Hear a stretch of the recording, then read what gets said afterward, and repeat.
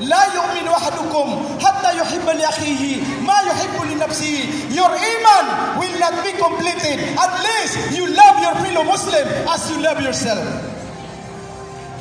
Kapag ang isang kababayan mo na kapwa mong Muslim ay mayroon siyang kailangan sa iyo, obligado kang tulungan siya sa kanyang pangangailangan. Mga kapatid, maririnig niyo na ang ating prinsesa sa Senado. Walang iba kundi si Princess Norana Lydian Shahidullah!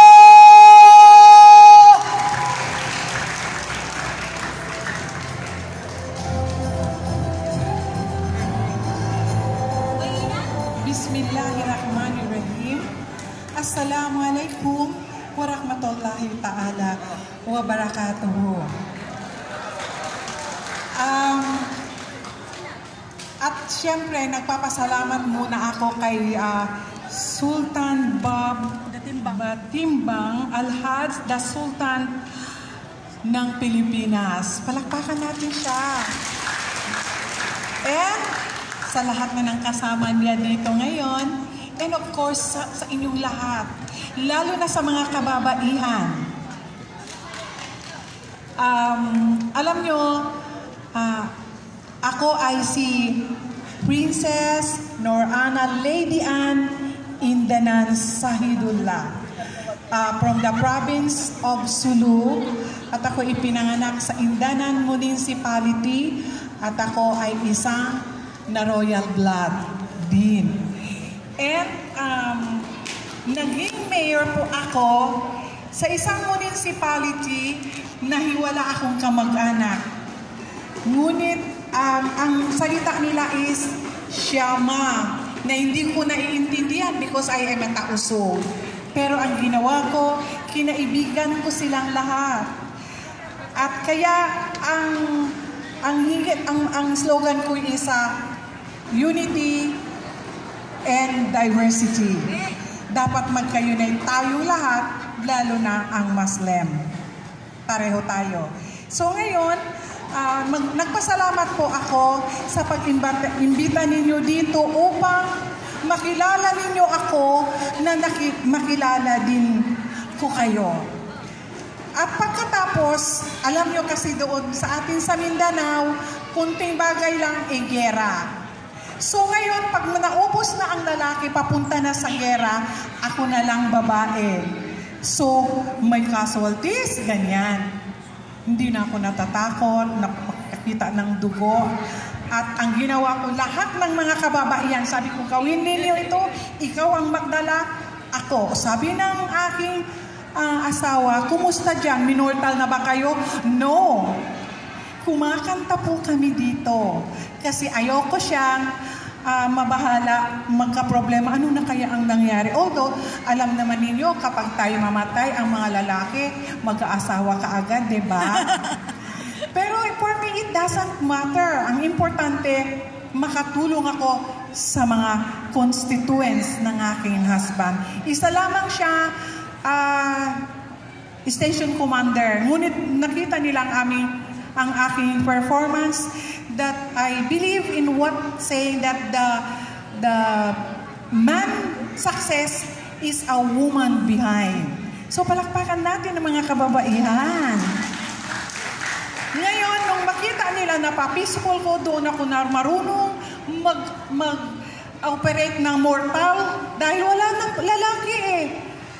Ang alam niyo, ang mortal, kapag magpaputok at maputukan ka, sasabog talaga ang iyong pandinig. So I learned as M79, lahat ng klase ng baril, alam ko kung paano mag-dismantle and iayos ulit. So ngayon, nakita ng province, ang sabi ng province, kailangan po patakbuhin siya, mag-umpisa muna tayo ng Vice Governor. Nung may nakidnap na from ABS-CBN na anchorwoman, si Ces Drilon, pumunta sa Sulu, by that time Vice Governor na po ako. Kunting istorya lang po ito para malaman ninyo na hindi ako tatakbo senador kung ako ay mag-aaral pa. Dahil may nagawa na po ako, kasi nung tumakbo akong vice governor, sabi ng mga kalalakihan, hindi pwede, mayroon pang lalaki, bakit mamuno ang babae? Sabi ng mga ustad, kahit na nga may lalaki kung hindi siya marunong magdala, kompleto po tayo Alam ko din kung paano mag-ayat Quran.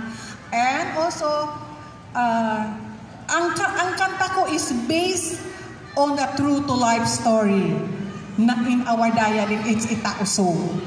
Nung makidnap si Sestrilon, ako ang inatasan ni Gloria Macapagal Arroyo na makipag-ugnayan at makipag-negotiate sa mga abusaya. And then, narilis sa akin, another na naman, International Red Cross, ako na naman.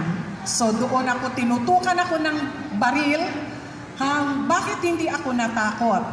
Instead, babarilin ko siya, sisipahin ko siya sa bayag, barilin ko siya. Ngunit alam niyo ang ginawa? Binaba ang baril. Sabi niya, hindi ka na mabiro. Sabi ko, sa pagtutok ng baril, hindi pwede biro yun.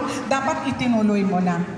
Alam ko, binaba na niya. Ibig sabihin, ang masama hindi magtatagumpay. Ang kabutihan at katotohanan lamang na tayo ay nagpipray 5 times a day.